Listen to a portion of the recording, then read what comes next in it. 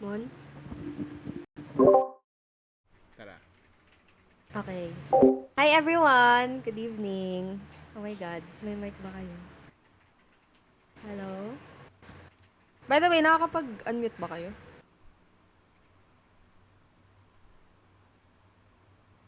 I think naka-push to talk. Let me see. Wait lang. Check ko muna informations. Connect speak voice. Naka-ano naman. Naka-enable. Wait lang. Sige, anyways. Let's start. So, good evening ulit. And this is the fourth mini event under the Tech Unlock series. And for today, we're gonna get started in Amazon RDS by setting up a relational database and connecting it to a web application. So I'm Crystal Parungaw and I'm here with Raymond Pambuan to discuss about this and guide you throughout the whole study session.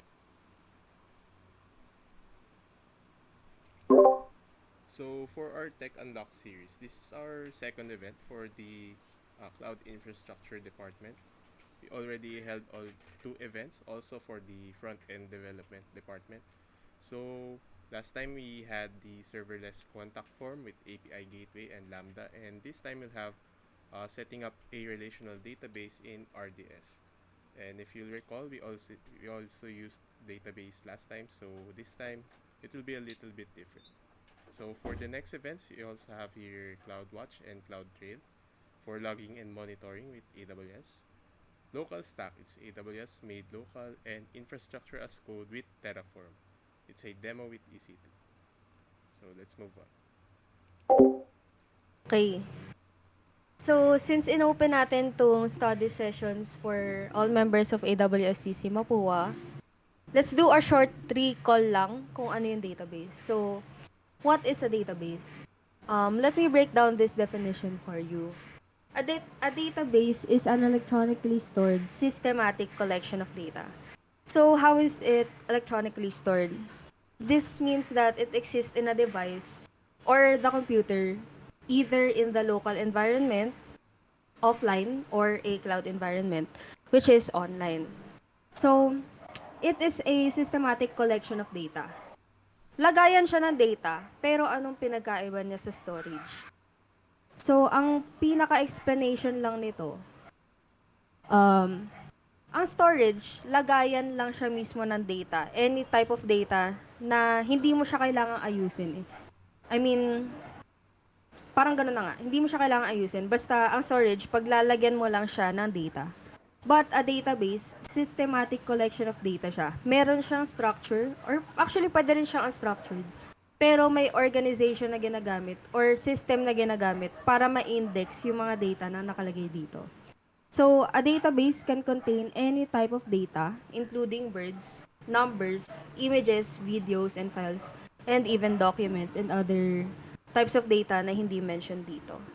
In essence, as I've said earlier, storage is where data resides. Kumbaga, tirahan lang talaga siya ng data. While a database is a structured system that manages and organizes that data for the easy access and manipulation ng mga users nito. So, although they work together, di ba? A database often relies on storage systems para mag-handle ng data. Pero nag-a-add siya ng layers of functionality na hindi ka i-provide ng basta raw storage lang. So, in a nutshell, a database is a storage, but a storage doesn't have to be a database. So why are databases important? Databases support the internal operations of companies and store interactions with customers and suppliers. A very good example for this is the banking system that we have today. Because before wala namang mga computer, siguro yung banking system dati, mostly written documents siya. But for now, meron na tayong computers and we can also connect to the internet na. Kaya na natin siyang i-handle sa software applications. So, ayun nga, a good example is the banking system. Kung ang client gusto niya mag-open ng account, syempre kailangan munang hingin ng banking company yung basic information niya, such as the name, for example lang to, name, age, and contact number. As I've said, hindi pwedeng written lang yan kasi pwede siyang masira pwede siyang mabasa, masunog, or pwedeng basically magulo lang yung pagkakastore na, although banking companies know how to organize those. Mas practical na store siya electronically. So this is where a database comes in. Once the database comes in, there needs to be a structure or an organized system for the easy and convenient access and addition or modification or removal of information ng mga clients dito. So, ayun. Basically, that's it. Dito, ini-store yung mga data na pumapasok galing sa client to the banking company para mas maging organized siya or structured siya. Another importance, of course, is the efficient scaling. Database applications can manage large amounts of data, scaling to millions, billions, and more. So, syempre, it's impossible to store this quantity of digital data without a database. Kasi, kung wala kang paglalagyan ng data mo, lalo, kunyari sa banking system, hindi lang basta isa yung kliyente mo. Pwede siyang umabot ng hundreds, thousands, and millions. Kailangan mo ng paglalagyan ng data ng bawat kliyente na yun. So, very efficient siya for scaling if you know how to use those database management systems. Next is the data integrity.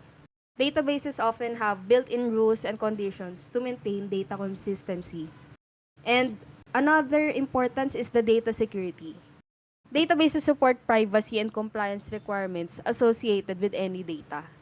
For example, to gain database access, kailangan mo na mag-login ng users. And of course, meron din tayong levels of hierarchy sa mga makaka-access ng database na yun. Because these different users will have different levels of access. Kunyari, yung teller, hindi niya pwedeng ma-handle yung or ma-access yung mga sensitive information ng kliyente. And siguro kung mas mataas yung position mo, pwede mong makita yun. So, different users may have different levels of access. And lastly, last but not the least, hindi naman lahat ng importance nandito, data analytics. So, our modern software systems use databases to analyze data. These systems can identify trends and patterns or make predictions based on these data na nakalagay sa mga databases natin. Data analytics also help an organization make business decisions with more confidence. Now, for our database applications, the first one, pwede siyang gamitin for fraud detection. Because sa databases, we have graph databases. They help with identity management and fraud detection. Because our current machine learning algorithms may find patterns and detect fraudulent activity automatically and preemptively. Kung sakaling yung mga data na nasa database natin, magkaroon ng, let's say na may kakaibang nangyari sa trend and pattern niya, pwedeng ma-detect yun ng mga machine learning algorithms natin para mas madaling makita yung fraudulent activities. So next, we also have document management. On our last study session, tinakil natin yung DynamoDB. And DynamoDB is a NoSQL database, which means na ang hinahandle niya is non-relational data. Parang yun yung mga klase ng data na hindi kayang i-handle lang ng relational databases, such as yung i-discuss natin ngayon, which is Amazon RDS.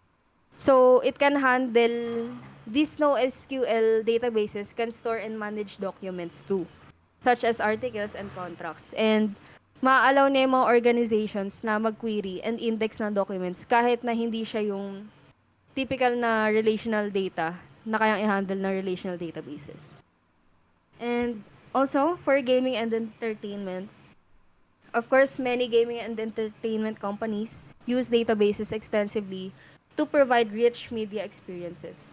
So, kung naglalaro kayo, of course, lalo kung mga multiplayer games, kung saan gumagamit tayo ng internet, kailangan talaga natin ng database doon, lalo kung may mga accounts. Kasi, kung meron tayong simultaneous login access for millions of users. Sobrang dami gumagamit at sabay-sabay.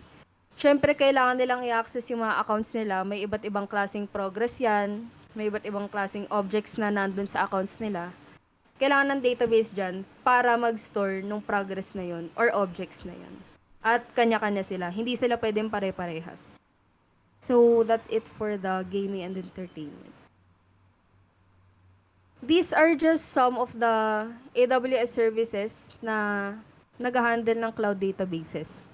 So we have Aurora, we have Elasticache, Neptune, and Redshift. And DynamoDB, we have discussed last study session. And for today's demo, we're gonna use Amazon RDS. Okay, let's move on. Okay, so again, recall natin that DynamoDB is a non-relational and a NoSQL database service, meaning that it doesn't have to have a relationship with other tables, like one table have to have a relationship with another table. So may kita natin yan later in the later slides. So next slide. Now we move on to RDS, which stands for Relational Database Service. So from its name pa lang, we can determine that it is relational. So ano ba yung nagre-relate sa database service natin? So next slide. So here's an example of a relational database. So database, of course, database contains tables to store organized data. And for relational databases, it is usually structured in a way that there's a relation between tables. So as you can see here in this example, we have here the highlighted blue, the customer ID, and the highlighted pink, the product ID. So we can have separate tables for the product and the customer for more organization. So hindi naman maganda tignan na sa isang table we have the names and then we have the products. So it is more for the organization and yun nga for the structuring of a database. So here you can see there's a certain transaction ID which will be the primary key. So ano nga ba primary key? Primary keys are the unique identifiers for each row in a specific table. So in this table, you can see for the transaction table, you have the transaction ID, but it also has two other IDs. These are gonna be called the IDs, the foreign IDs or foreign keys for the other tables outside of that table. So we can see here that we have the customer ID for the customer table and the product ID for the product table. So in each transaction, we can have something unique, but we can also have the same customer ID. So in this example, hindi pa yun pinapakita, but we can have customer 24221 have order two products. So it could either be a banana or apple, depending on the product ID. So we'll see that in the next slide. So next slide, please. So here's an example of a relational database with multiple uh, entries for the foreign keys. So multiple students uh, can take courses, can take multiple courses. So, but a single student can also take multiple courses, and multiple courses can be taken by multiple students. So there's always a unique combination for the primary keys between these two databases. So this is just an example. So walang entry pa yung middle table natin. But just to be clear na nakita natin that we have here multiple students that are taking these multiple courses. So we have here student 1, which is Sam, taking all the courses. Student 2, which is Mary, taking only courses 3 and 4. And student 3, which is taking only courses 3 and 5. So, but we can also have restraints for each of these tables. So we can have a restraint for a student to only take one course. But that is more on the discussion of actual databases. And we'll not go through that in detail. So next slide, please. So let's go back to RDS. So for RDS, again, it is a service offered by Amazon Web Services. And in cloud computing, it's always mentioned that AWS is the one to manage the hardware, the provisioning of the hardware, the setup for the operating systems, the backups for the actual data. So, backup meaning like, halimbawa meron kang backup drive, so they should also have a backup drive in case there's a failure.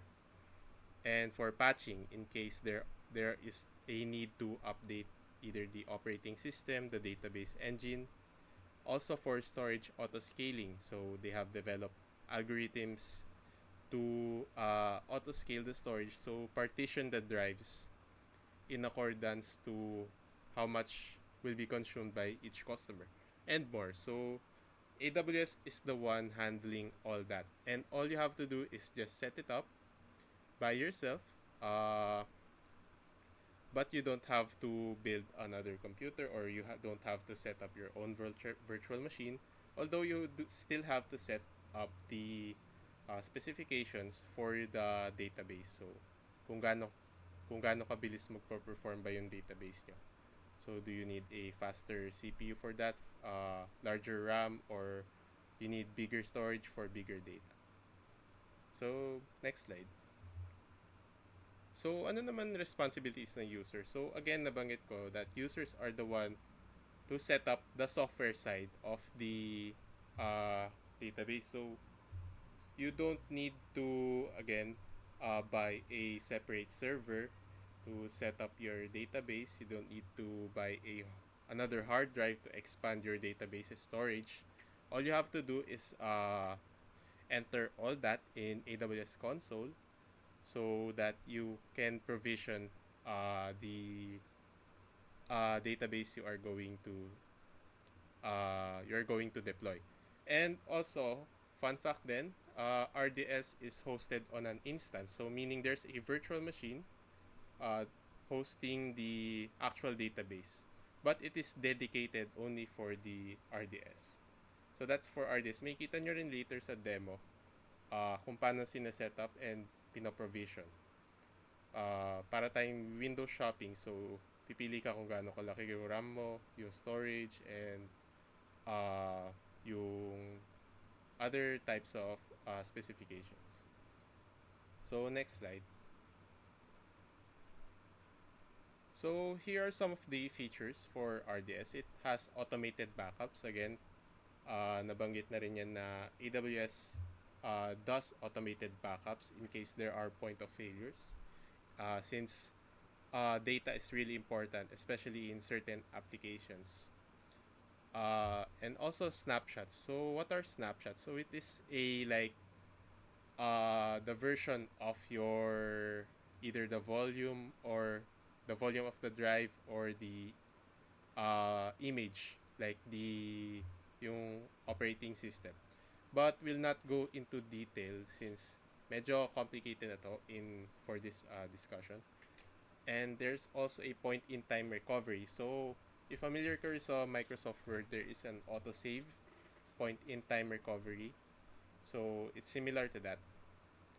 So next feature, we have the multi AZ. So review natin na AZ meaning availability zone. So we have the AWS regions. Halimbawa, AP South is one. That's the region for Singapore. But in Singapore, we have 3 different availability zones. So sa mismong Singapore, may 3 area doon that has data centers. So it could be, so RDS, so usually this is for backups and for high availability. So sa 3 data center na yun, nandun yung database mo, so that mas madali siya ma-access ng iba-ibang users ng services niya. So another feature is the read replicas for scalability. So this is for the to scale largely sa users, especially sa mga, for example, Netflix. So Netflix uses AWS, but I don't know if they use RDS. So it is large scale, so they need a lot of storage for those data, and they need a lot of read replicas again. So they need to provide that para yung billions or millions of users around the world can access it, the videos. Next are security features. So the common encryptions, IM integration. So there are access controls for the database, and virtual private cloud. So we'll handle that in future events, yung virtual private cloud. So but it's similar to a VPN or virtual private network.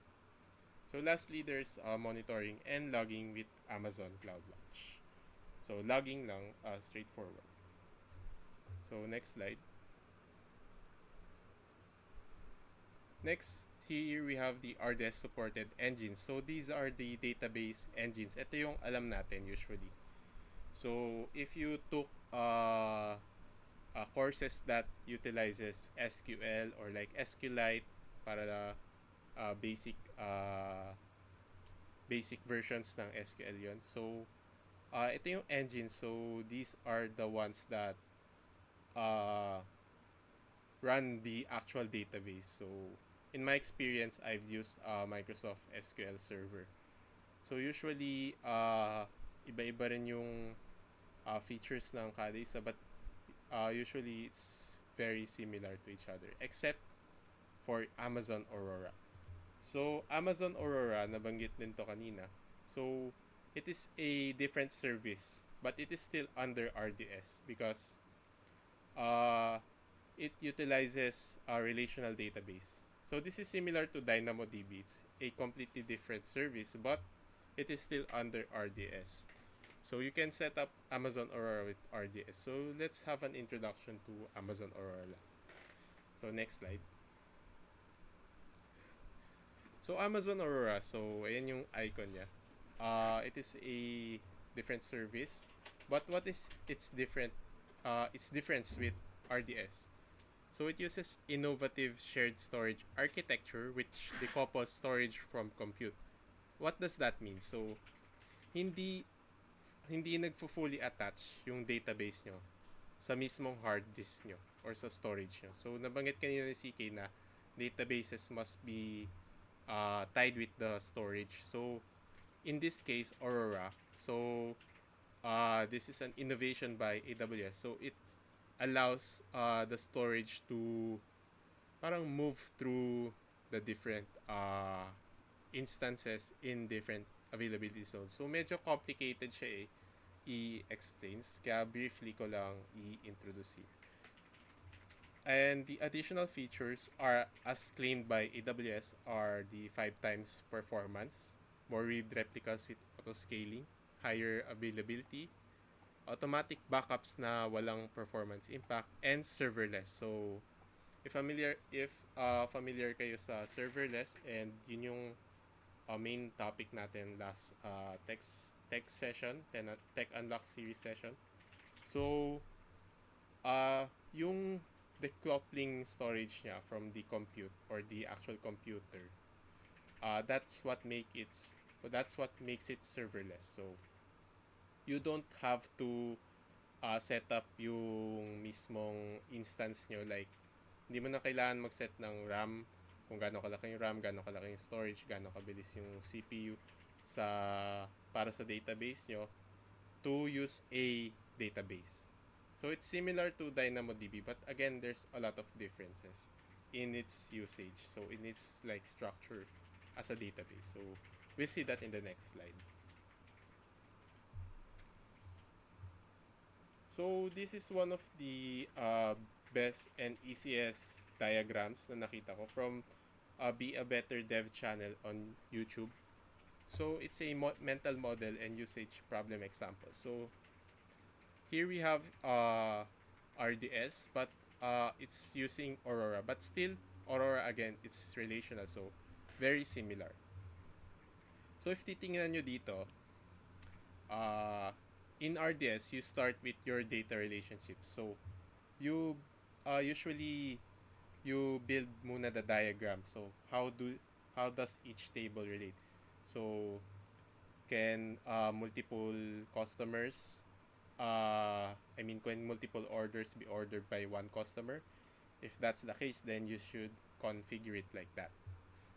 Uh, so that's how you do the configuration with RDS. But for DynamoDB, you start with your access patterns. So ano ba yung access patterns? It's like kung paano mo i-access yung data. So in DynamoDB, it's usually just one table per like hindi necessarily per database, but again, it's one table na hindi rin pwede basta-basta mag-relate sa other tables. So yun yung downside niya. But you're sacrificing the flexibility for the speed here. Kasi DynamoDB is usually known to be faster than all of the other database servers. But again, yun yung magiging ano nyo, penalty for the speed you take. So you start with your access pattern. So usually you only have one table. Halimbawa, class list nyo. So if you have a class list only na wala namang other tables, then you can use DynamoDB. So straight to the point, siguro classmate ID yung primary key nyo. So you'll use classmate ID to search a certain member of the class. So you don't need to also you don't need the other tables to get the details. And here kung makita nyo, we have customer 1 ordering 2 orders. And dito sa DynamoDB naman, we have customer 1, 2 orders din, but it consumes 2 rows. So nagkakaroon ng repetition now sa customer details. So yun yung isa sa downside niya. It may not be as scalable as data relationship and as flexible, but it is really faster as they claim. So dito, one entry lang ng data and you don't need to enter another data for the same person. But in DynamoDB, you have to enter a duplicate of the data. So next slide. So before we move to our demo, here's just a text version lang ng differences nila. So again, for RDS, we have flexible access patterns. We have relational queries since it's a relational database. Schema constraints, so nabanggit ko kanina. Are there any logical constraints for our database? So anong data types ba ang kailangan sa kada row? Anong should there be a entry na hindi pwede maging empty? Should it always be should it always have entries? So those kind of logical constraints. So and lastly, it's SQL. You can use SQL since it's structured. So for DynamoDB, we have the predictable access pattern. So like straight to the point. Anong ID number, halimbawa, anong student number nyo. So, yun lang yung kailangan i-enter. And you can also have other keys. It's called a sort key.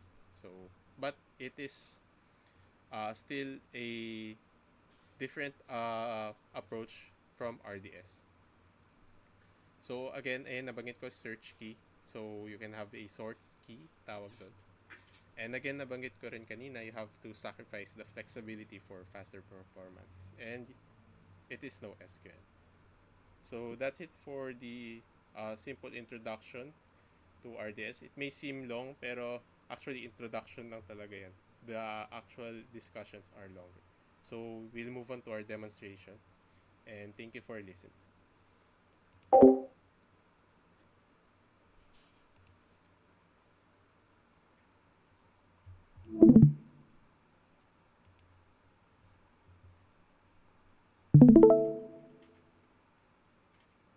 Hello? Nakapag-unmute na kayo? Now? Or not? Yes. Ayan. Kanina pala mali yung ano. Sorry. Yes po. Okay, game. Demonstration. Wait lang. Send ko muna yung repository and dapat nakapush. Hindi ko lang na ano. Open nyo muna to. So, ito. Dito nakalagay yung readme file ng buong activity natin. Makikita nyo yung lahat ng instructions para sa gagawin natin. Pero actually, madali lang siya and actually, sumunod na kayo ngayon. Mas maganda kasi mabilis nyo lang matatapos to and ano, kailangan nyo rin yan para sa forms na i-deploy namin for the proof of submission. So, sabay na kayo and gamitin nyo na lang tong readme file as a guide sa paggawa nyo ng activity. So, firstly, of course, log in muna kayo sa AWS console. I think I'll give you 2 minutes for this. 8:13. Log in muna kayo.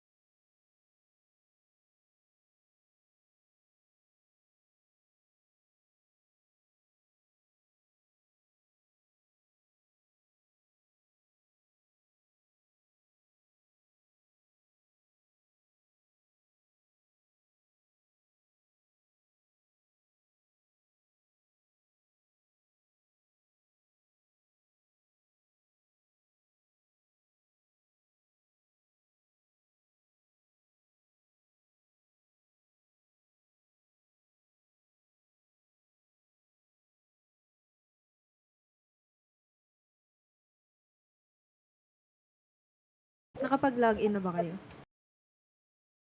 RVG? Yes po. Okay, let's go. So, for the first one, navigate muna tayo sa RDS mismo. Pwede nyo gamitin yung search bar to search for RDS. Then, click nyo lang yung RDS. Once we're done, the first thing we're gonna do is to create a database instance. So, pwede mong gawin yan either dito sa dashboard, create database, or dito sa databases, then create database. And if bagong open lang sa'yo, I think ito yung pinakaunang makikita mo. Pwede rin to. So, just click on create database. Ayan. So, for the database creation method, we can either choose standard create or easy create. So, yung easy create, yan na yung best practice configurations. Kumbaga, ideal na yung configurations or settings niya. Onti na lang yung magiging options mo or yung aayusin mo. So, just to show you, ito yung magiging itsura niya. Unlike sa standard create na iisa-isahin mo talaga yung configurations niya. Ganyan karami. So, for easy create, ayan, ang onti lang niya. Choose standard create for this para lang mapakita ko sa inyo lahat ng options and magkaroon kayo ng idea. So, for our database engine, ito yung pinakita ni Mon kanina, I think. Gagamitin natin ngayon is yung Postgres. And if sinelect mo naman yung radio button, makikita mo yung information sa gilid nila. Yan yung mga specifications niya. So, we're gonna choose Postgres for this demo. Next, for the engine version, hindi na kailangan ibahin yan. Yung default na lang gamitin natin. I think, di naman tayo magkaka-problem. And we also have here the enabled RDS extended support. Um, Possible to na kapag sumobra ka sa standard support date ng version na to, magbabayad ka. So, wag na nating enable yan. And ito random lang yan. Next, for the templates, we have 3 options. If nasa production level tayo and kailangan talaga natin ng best performance, pwede nating piliin tong production.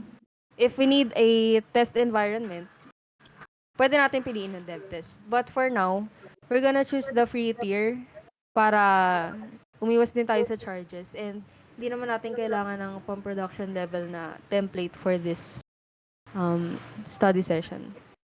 Pero papakita ko lang yung difference. If naka-production tayo or dev test, pwede tayong magkaroon ng option for the deployment options ng multiple instances. Kasi kapag free tier, single availability zone database instance deployment lang siya. Katulad ng sinabi ni Mon.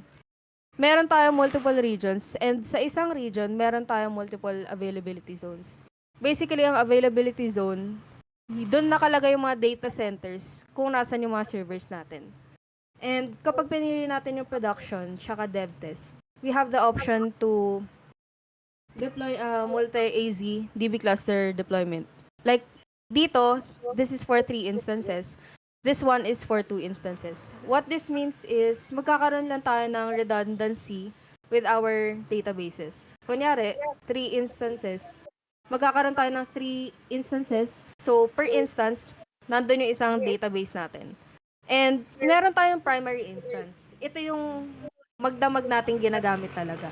Pero kung sakali mang mag-down to, of course, doon na magagamit yung mga standby. Kaya siya may 3 instances. Kumbaga may redundancy nga tayo para tuloy-tuloy pa rin yung deployment natin kahit na mag-down yung isang availability zone.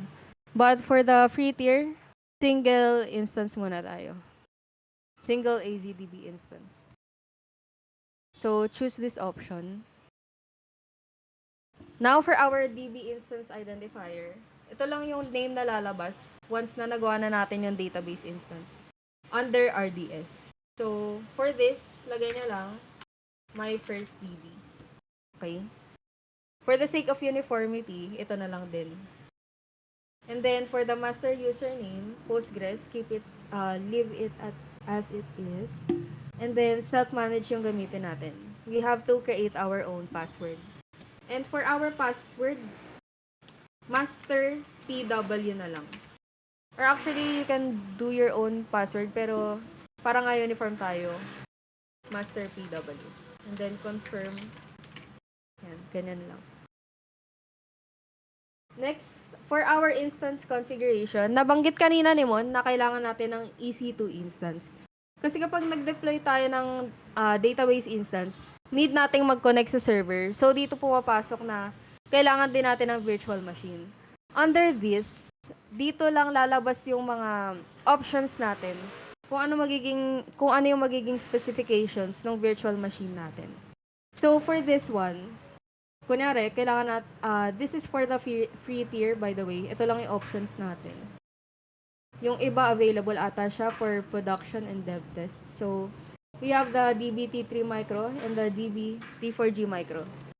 So, both have 2 virtual CPUs, 1 gig RAM each, and up to 2085 megabits per second. So, ito lang muna, default lang tayo. For our storage, ito rin yung magiging storage natin for the virtual machine. And I've chosen the minimum lang to avoid the incurring costs, which is 20. If hindi 20 yung nakalagay dyan, just type in 20. This is equal to 20 gig. And if hindi naka-expand yung additional storage configuration nyo, expand nyo lang yan. We can also enable the storage auto-scaling na binanggit din naman to kanina. So, based dun sa need ng magiging application natin, pwedeng mag-auto-scale yung storage na to para madagdagan kung sakaling mag-exceed tayo. Pero pag in-enable natin to, tas ang nilagay nating maximum storage threshold is 1,000.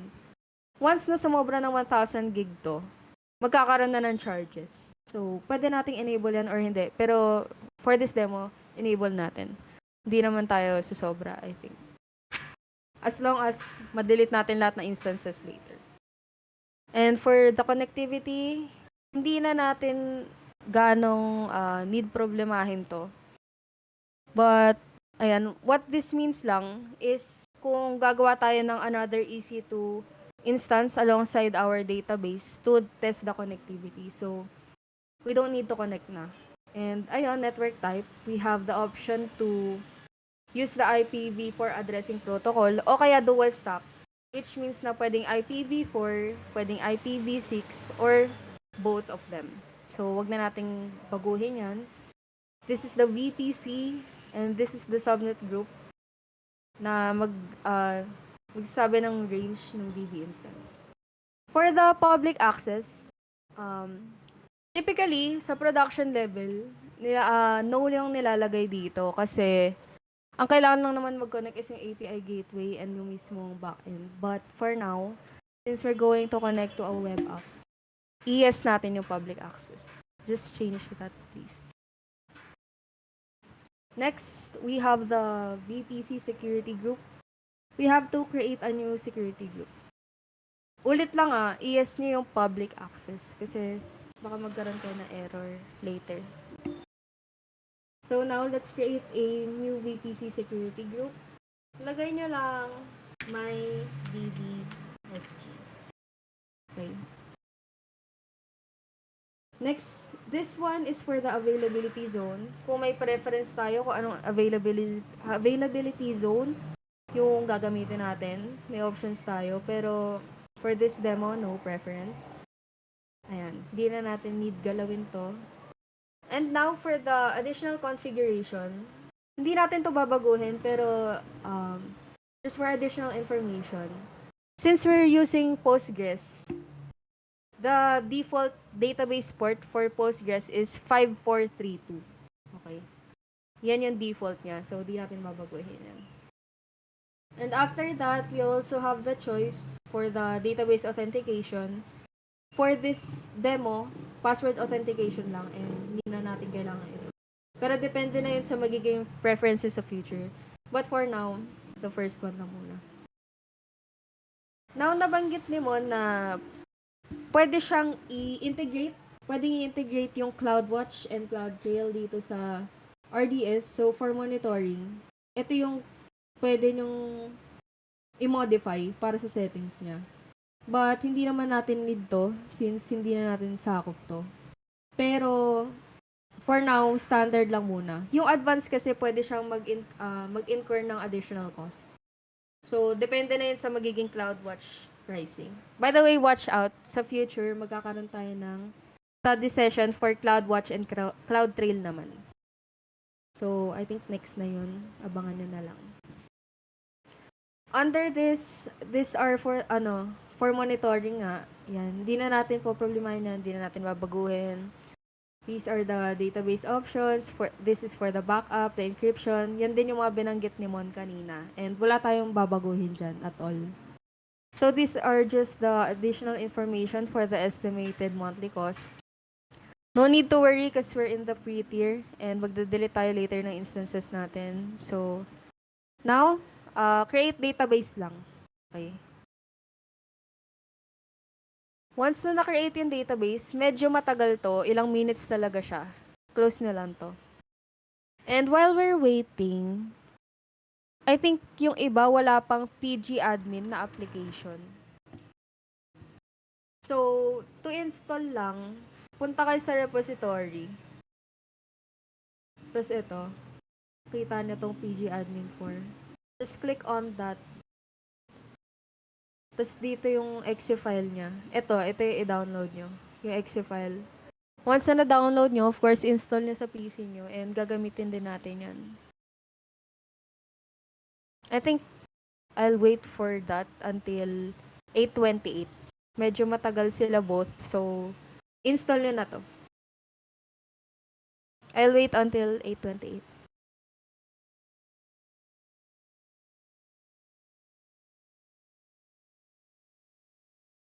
By the way, what we're waiting for is for the status to turn into available. Kasi, ayan, nagka-create pa lang siya. Later, magiging available yung status niyan and hihintay natin yan.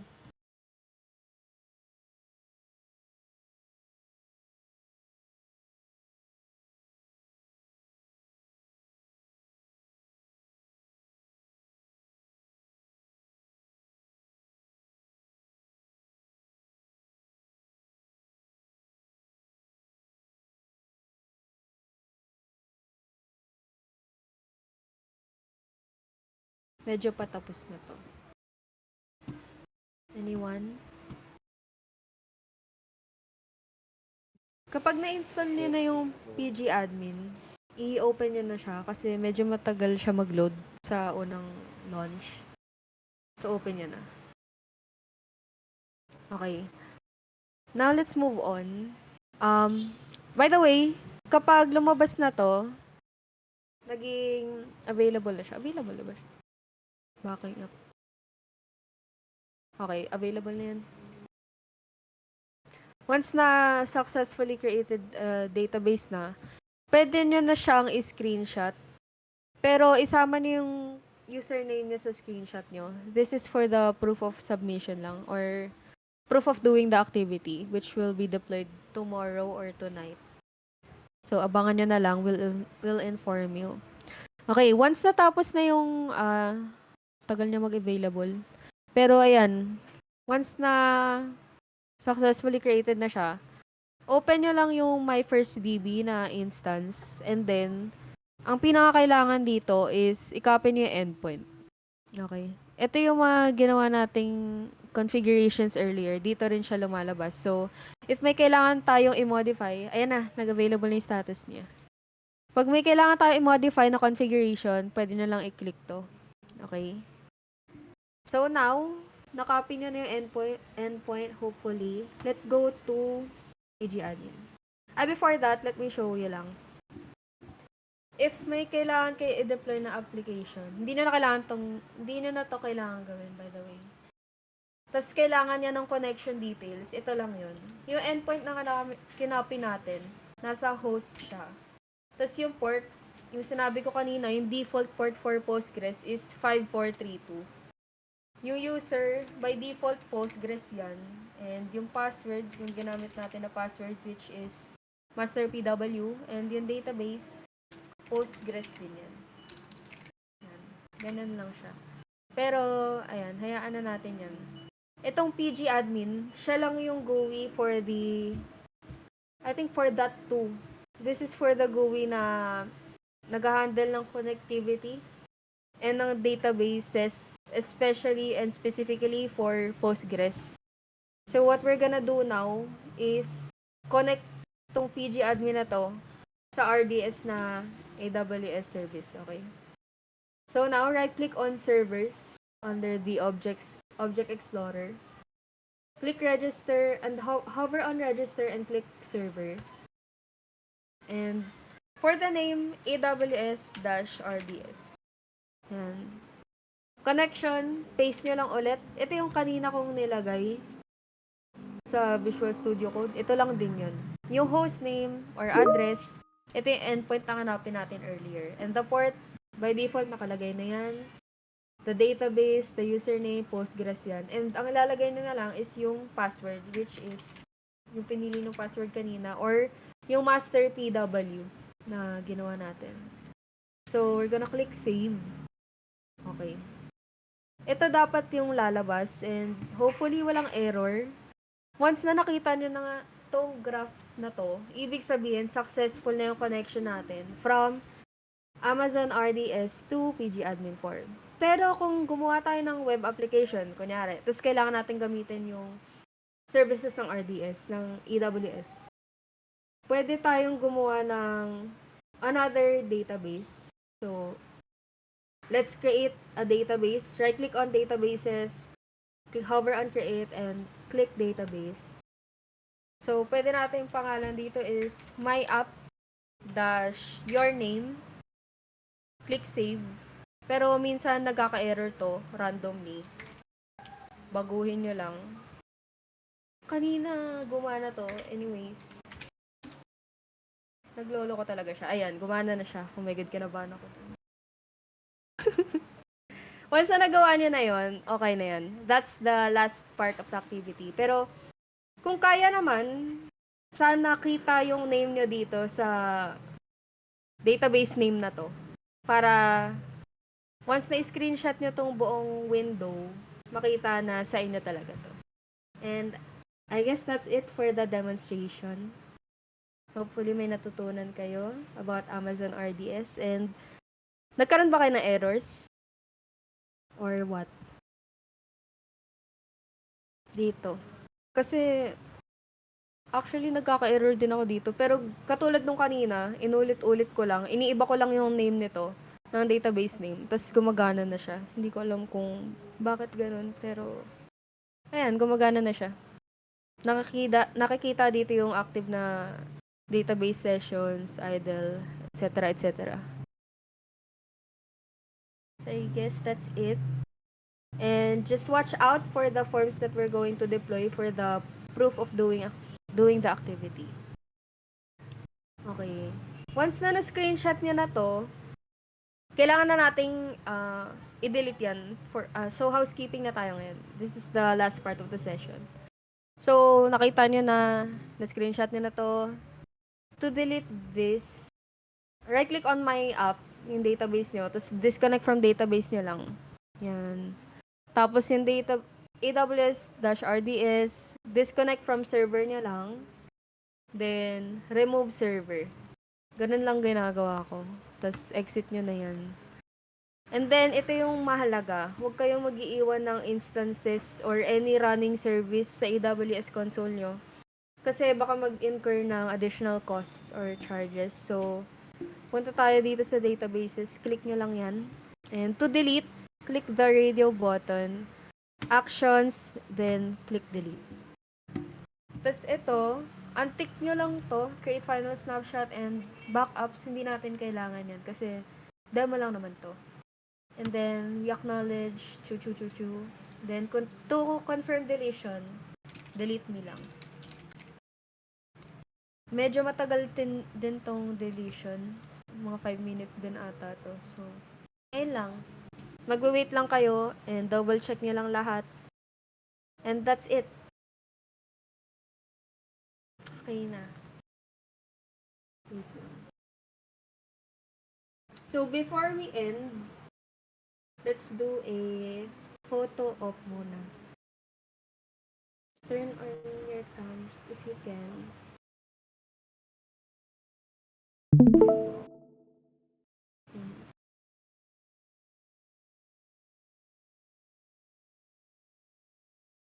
Nakakapag-on ba kayo ng cam? Or not? Wait lang. Video. Innovation video. Members video. Yan. Sino mag-screenshot?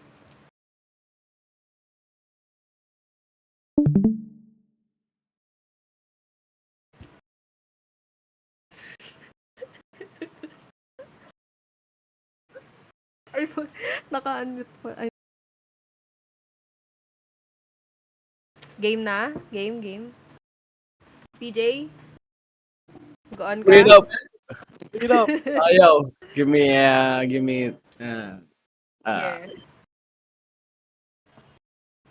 okay, wag na. Okay, game. Sino may screenshot? I think ako na.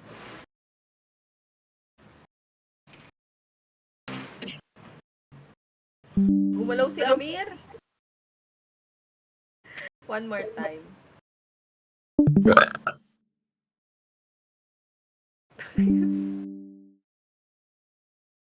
Okay. Cloud. 1,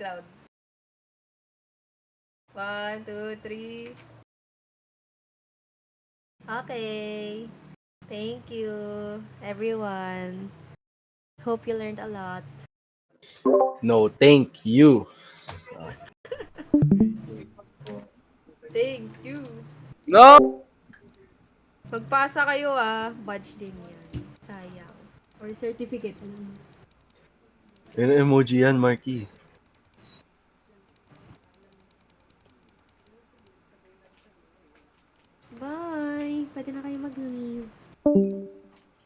South Korea?